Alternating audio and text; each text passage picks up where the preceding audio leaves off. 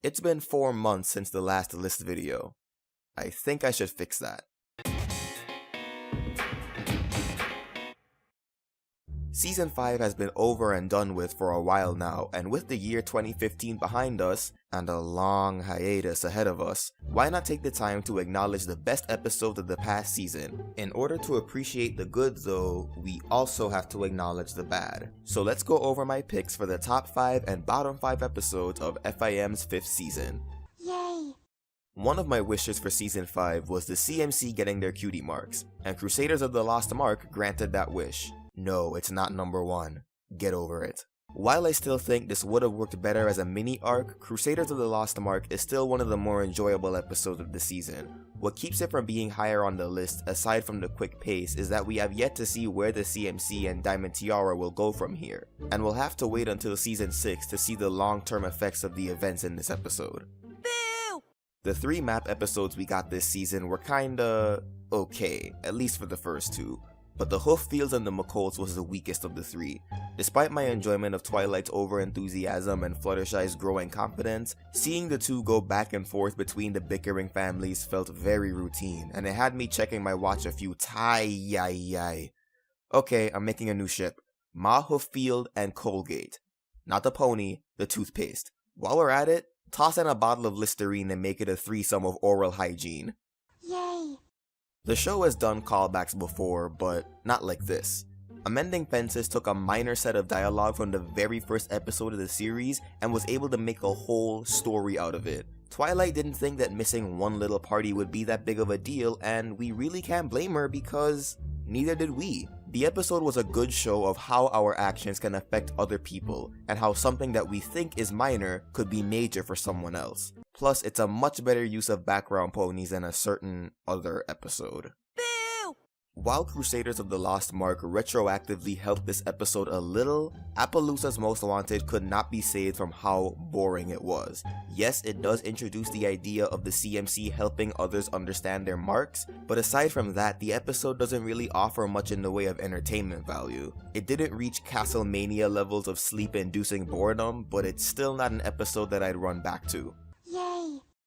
Mystery on the Friendship Express wasn't one of my favorite episodes of Season 2, and I wasn't looking forward to another mystery episode this season, but leave it to Best Unicorn to make things right. Rarity Investigates was an episode that's more concerned with how the characters solve the mystery than it is with the solution itself. We know from the beginning who did it, but seeing Rarity and Rainbow Dash working together to figure it out for themselves is so funny that it doesn't even matter. The episode has fun with its premise and the genre that it unashamedly mocks, and I can't help but give props for that. Boo! When you only have one joke in your episode and want to write it out, that joke better be funny. Too bad What About Discord doesn't let you know what the joke is. Yes, the point is that you shouldn't obsess over missing out on a joke, but from a writing and entertainment standpoint, if you're not gonna tell the audience a joke, then put in some other jokes for them to enjoy so they don't walk away feeling frustrated instead of entertained. Like the Hooffields and the McColls, this episode did make me ponder how Twilight perceives her princess status, but that's not enough to bring this episode up. Yay! The CMC weren't the only ones that achieved their goals this season. Canterlot Boutique marks a significant point in Rarity's character arc. She's finally opened a branch in Canterlot, thus making her business a franchise, and she can only go up from here. But the real draw of this episode comes from seeing Rarity deal with the realities that her goal comes with. Sassy Saddles was a great foil for her, representing the business model of milking what's popular, which isn't inherently wrong, but it comes with its own pros and cons, just like Rarity's ideal of making what she wants. It's very satisfying to see her come to a solution that allowed her to keep the boutique open without having to sacrifice what makes her love dressmaking in the first place. And I'm still waiting on that Manhattan branch. Boo! You know what's worse than an episode that repeatedly teases a joke and never tells it? An episode that does tell the joke, pretends it's actually funny, and repeats that same joke over and over like it's somehow gonna get funnier. The one where Pinkie Pie knows is that episode. Hey, don't act like you did not see this coming. Contrary to what I had folks believe, I was actually looking forward to this one after the good impression that Party Pooped left on me. But what I got was a cruel reminder of why I don't like most Pinkie Pie episodes in the first place. Now, before I get to my top and bottom pick, I want to give honorable mentions to Party Pooped and the main attraction, and a dishonorable mention to Princess Spike. My pick for worst episode of the season is Slice of Life. I can already hear the comments. Sketchy, the episode was supposed to be silly. It's a love letter to the fans. You're not supposed to take it seriously. Yeah, here's the thing about that. When I look back on a lot of the shows that I watched growing up, a lot of them were pretty silly. You're not supposed to take the idea that babies can talk seriously.